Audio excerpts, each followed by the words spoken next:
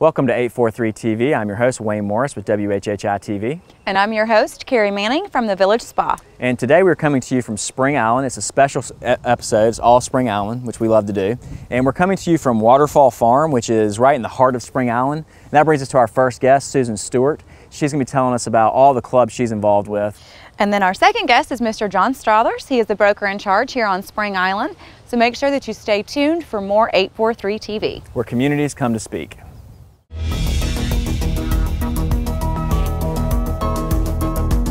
.843 TV, where Bluffton comes to speak. Where Spring Island comes to speak. Where Hilton Head Island comes to speak. Where Port Royal comes to speak.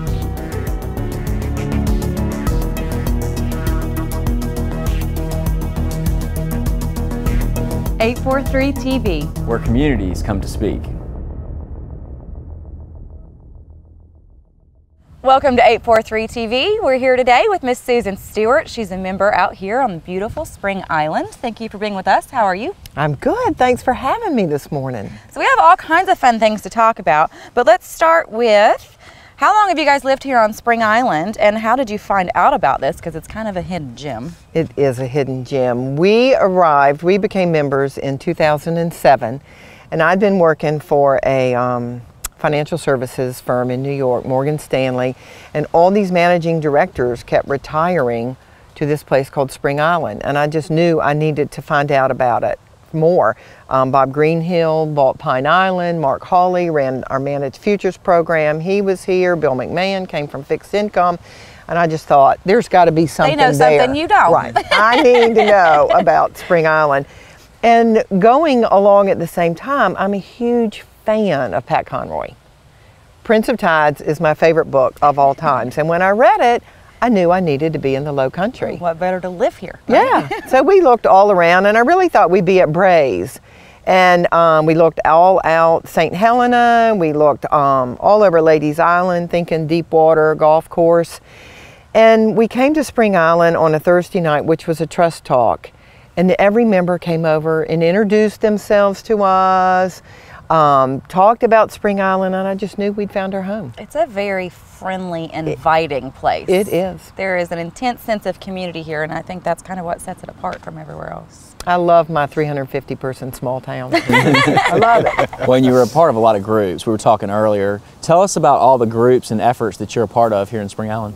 So volunteerism is very important to our community, and I'm a golfer, so I did make it onto the golf committee and, you know, help head up the golf committee at this point. We did a big renovation on the River House this year, and I'm co-chairman of the River House committee. And then my very special project that I hope we get to talk about later, we started a chicken house earlier this fall. And you know, there's something to do every single minute, but those are the main projects that I've been involved in.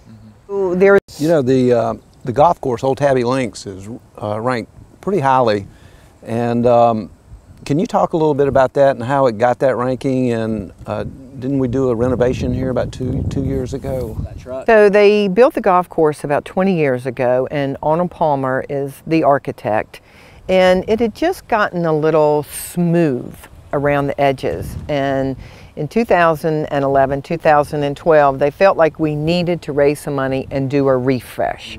They didn't want to make it longer, they didn't want to make it harder, they just wanted to make it less resorty and to let the golf course show off its natural beauty.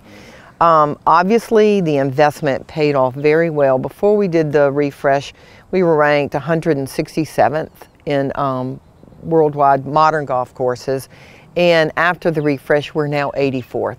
So the people that rate our golf course, rank our golf course, certainly think that it was money well invested. Yeah, it was. We did. It's an amazing golf course. I love playing that thing, yeah. The natural beauty, especially coming in the back, I mean, when you're seeing all the views of the water, I mean, it's second to none. And that's saying a lot, considering how many nice golf courses there are around here. Now, and because we are such a green community, and you know, you don't want a golf course to spoil the natural beauty. But if you look at the 16th green, we had to take down some vegetation, but it's like it's an infinity green that just goes totally out into the Port Royal Sound. And it is gorgeous. Yeah, it is. So we mentioned the clubs and groups that you're involved in. You also have some inter-club agreements with some clubs around the state. How does that work?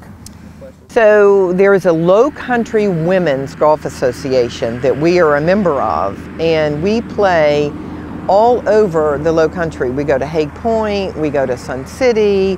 There are tons of golf courses in there. When you start in the Low Country Women's Association, you have to start in the bottom and earn your way out. So after 2 years, we finally won our 4th division, and we'll now start in the 3rd division. But we'll play against 9 clubs. We'll host once and play at their clubs throughout the season. And this is January, February, into mid-March. And it's a very competitive, very fun group. You get to meet women golfers from all over the Low Country and play, obviously, at some great golf courses. That's awesome. So we all know that everybody has a ton of fun out here. I don't think anybody is bored out here. There's plenty of things to do. But talking about fun activities and competition for casual and serious golfers, what is the wine and wedge? Well, we think it should be called the wedge and wine because when we played, we thought we were going to be having wine while we wedged, but we had the wine after we wedged. But it's probably a better... Bill Sampson is our director of golf, and he has something for everybody. We have uber competitive events, and then we have fun events like the wine and wedge, where they take all 18 holes and play them from 100 yards and in. And you know, you only need 3 clubs to do it. Well, that brings up a whole nother thing. We have a 3-club challenge where we play 18 holes with only 3 clubs in our bags from tee to green. We have a 4th of July Flag Day tournament. We have a Thanksgiving Day tournament. The Women's Golf Association is 88 women that have a very in-depth season. And we have a Carolina Cup where we compete against Yeamans Hall and go back and forth every year. So there really is something for everybody, for the thumpers, the beginning golfers. That would be me. And for our lowest handicaps that come in at 1 or 2 on their handicap. And It makes sense because everybody that is living here was successful at some point in their life, and they were competitive, I'm sure, in business or art or whatever they were doing. So having this competitive outlet while you're still here is great. Right. And with the type A behaviors, we do have to pull back and remind ourselves This is fun. that we can have fun on a wine and wedge. Well, we want to hold you for one more segment if you have time. Sure. So we'll be right back with a second segment of 843 TV.